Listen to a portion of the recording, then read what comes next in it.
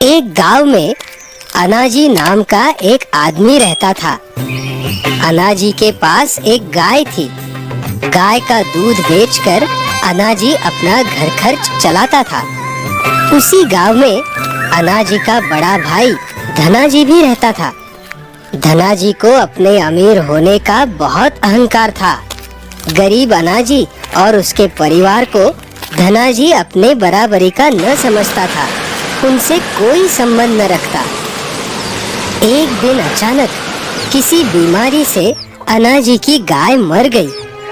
अनाजी और उसकी पत्नी को इससे बहुत दुख पहुंचा। वो गाय को बहुत प्यार करते थे। गाय के मरने से अब उनके पास बेचने के लिए कुछ न था। जल्दी ही अनाजी के पास के सारे पैसे खत्म हो गए। अनाजी चिंता में पड़ गया।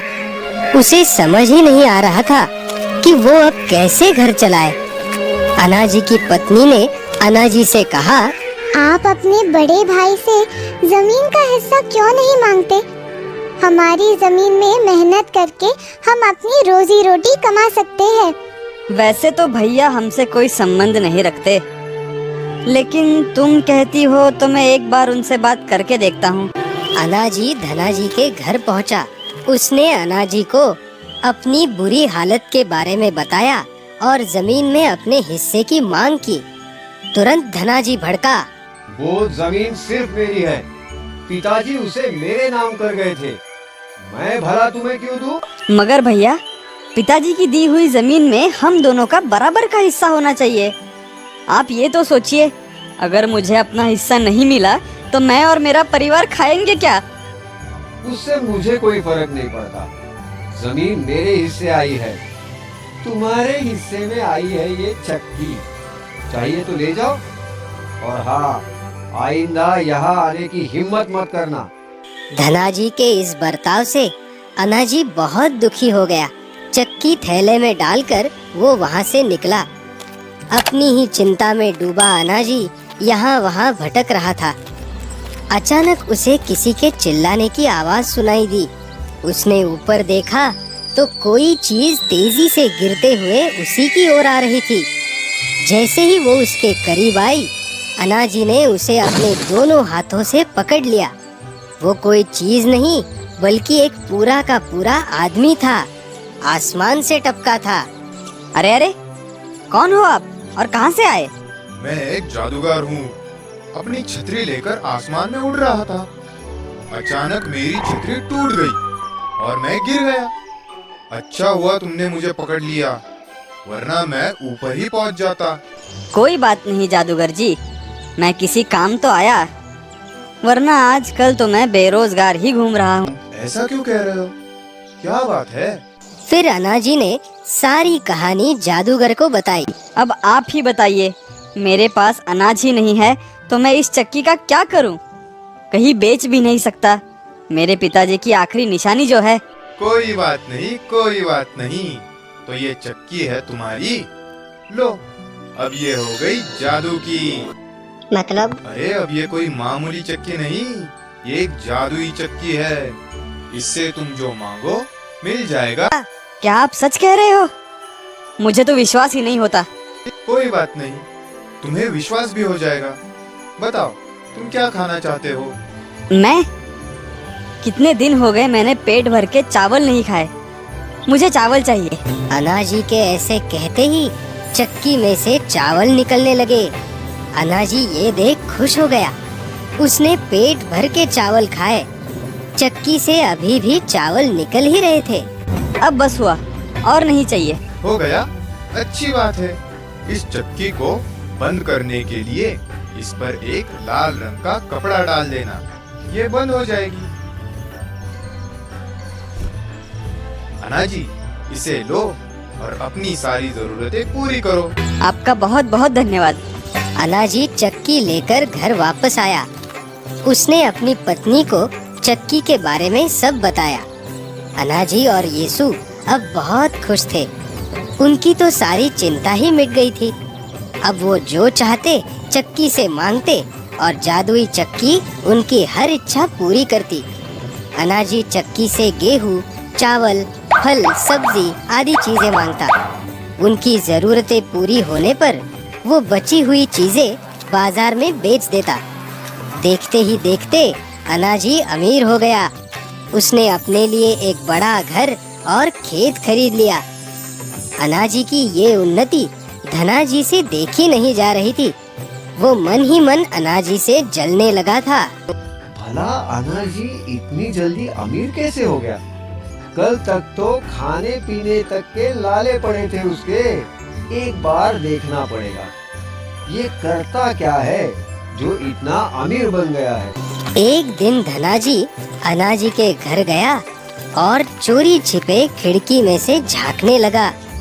उसने देखा अनाजी चक्की के सामने खड़ा था और उसे कुछ मांग रहा था।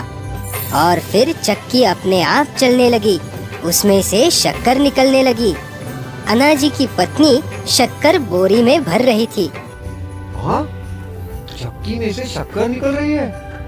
ये कैसे हो सकता है? धनाजी ने दोबारा मुड़कर देखा तो चक्की में से सूजी निकल रही थी। अब धनाजी के समझ में कुछ आया। ओहो, अब समझ में आया। अनाजी चीजें मांगता है और चक्की उसे पूरा करती है। ये कोई मामूली चक्की नहीं, ये तो जादुई चक्की मालूम होती है। ये जादुई चक्की तो मेरे पास होनी चाहिए। उसी रात धनाजी ने जादुई चक्की अनाजी के घर से चुरा ली। उसने सोचा चक्की के साथ अब गांव में रहना मुमकिन नहीं। कहीं अनाजी को मालूम हो गया तो? इससे अच्छा मैं जादुई चक्की लेकर कहीं दूर चला जाता हूँ। घर वापस आकर धनाजी ने अपनी पत्नी को जादुई चक्की के बारे में बताया। अंत में उसने कहा, चलो चलो, अपना सारा सामान बांध लो। सुबह होते ही हम इस गांव से कहीं दूर चले जाएंगे। सुबह होते ही धनाजी और उसकी पत्नी गांव से दूर जाने के लिए एक नाव में बैठे। नाव उन्हें लेकर दूसरे गांव जाने लगी। धनाजी मन ही मन खुश होने लगा। अब तो मेरे पास जादुई चक्की है, जो चाहे मांग सकता हूँ। ना, मैं चक्की से खाने पीने की चीजें नहीं मांगूंगा ना। मैं तो उससे सोना, चांदी, हीरे, जवाहरात मांगूंगा। कितना मजा आएगा। मैं तो दुनिया का सबसे अमीर आदमी बन जाऊंगा।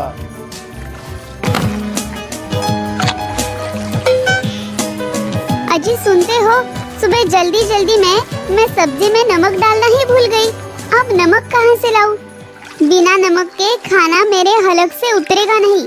अरे कोई बात नहीं भगवान, अब भी नमक हाजिर करता हूँ। धनाजी ने थैले में से चक्की निकाली और उससे नमक मांगा। चक्की घूमी और नमक निकलना शुरू हो गया।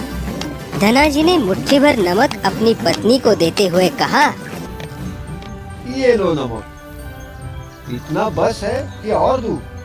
अरे बस बस, सिर्फ नमक थोड़े ही खाना है। बस हुआ, और नमक नहीं चाहिए। ठीक है, चक्की बंद कर देता हूँ। धनाजी ने चक्की को रुकने को कहा, चक्की रुक जाओ, और नमक नहीं चाहिए। मगर चक्की नहीं रुकी। अरे सुना नहीं, बस हुआ। मगर चक्की ऐसे थोड़ी रुकने वाली थी। वो तो चलती रही। नमक बाहर निकलता रहा। ठहरो, अब बस हुआ। अरे चक्की को कैसे बंद करते हैं ये तो मैंने देखा ही नहीं। चक्की चलती ही जा रही थी। नाव में नमक का ढेर बढ़ते ही जा रहा था। धनाजी की पत्नी परेशान होने लगी। अजी ये क्या हो रहा है? बंद करो इस चक्की को, वरना हमारी नाव डूब जाएगी। अब डर के मारे धनाजी की हालत खराब होने लगी। चक्की बंद करने के लिए उस पर लाल रंग का कपड़ा डालना होता है, ये तो उसे मालूम ही नहीं था।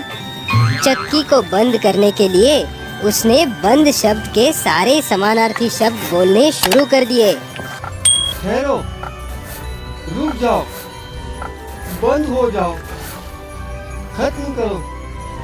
अरे अरे बस भी करो। मगर चक्की रुकी नहीं। नमक के बढ़ते वजन से नाव डूबने लगी। समाप्त, अंत, इतिश्री, नाश, विरह, मृत्यु। ना चक्की रुकी, ना ही नमक निकलना बंद हुआ। नाव के साथ साथ धनाजी और उसकी पत्नी भी पानी में डूब गए। चक्की भी डूबते डूबते पानी के नीचे जमीन पर जा गिरी। धनाजी को अपने किए की सजा मिल गई। चक्की पानी में अभी भी चल रही है, उसमें से अभी भी नमक निकल रहा है। अब समझे समंदर का पानी खारा क्यों होता है।